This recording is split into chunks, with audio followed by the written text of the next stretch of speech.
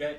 Okay, then The Heat. Yes. It's a woman cop buddy movie. Uh-huh. When you read the script... But you say woman with such a disdain. You should say, it is just some hot chicks good at what they do. But we've never seen that before on the screen. When you read Isn't the that script, weird? did you think, I know why that. is this not being done? I just think it's crazy that that people didn't realize that we were here to stay, women, and that we actually have some skills other than, baking, which we all do well, and cleaning and being the object of affection, which we all are. So, the nice thing is that none of those things transpire in this film. There's no baking or discussing shoes, and it's just two professionals who are really great at what they do, but have absolutely no social skills or social life, and need each other in order to accomplish the task. Does it annoy you that people are bringing out the woman factor on this? Well, it should. Bridesmaids broke the mold. It did, and it should be annoying, but it's not, because, and in our case, it's exciting when a studio, when it's all about making the money, says, you know what, we were supposed to come out this month, but we're so excited about the tracking and all those tech, we're excited about the responses we're getting. We're going to take a chance and release this film, which in all intents and purposes was like a small film in this big summer market. And you look around at the landscape and you're like, wow, it's exciting. It's exciting. And I hope that, sooner rather than later, there's not the discussion of, oh, girls in summer.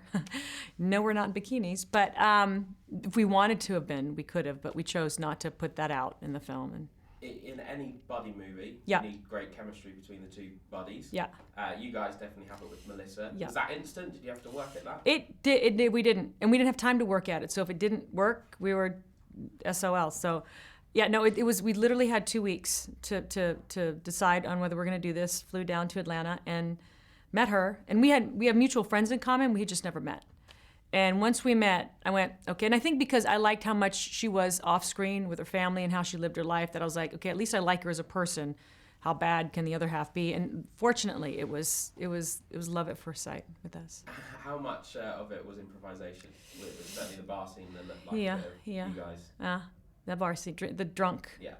Was improv. There were moments peppered throughout, and I keep saying that the only reason I could improvise was because there was already an amazingly funny script and storyline and character and great lines already written. So when I improvised, I would go off, but you always wanted to come back to the script because you rarely get scripts written that well for yourself. I don't want to say women, but it's I don't see the kind of thing that I love to do enough. And here it was, and I didn't want to deviate too much. So when we'd go off field, and then get right back on the field. And talked about great script there and great characters. Yeah. Good enough for a sequel, do you think?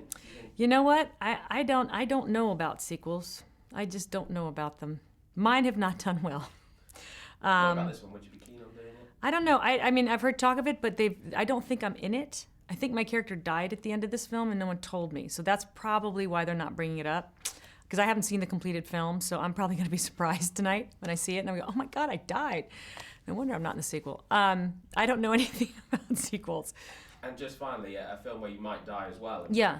Can I just ask you about? I'm sorry.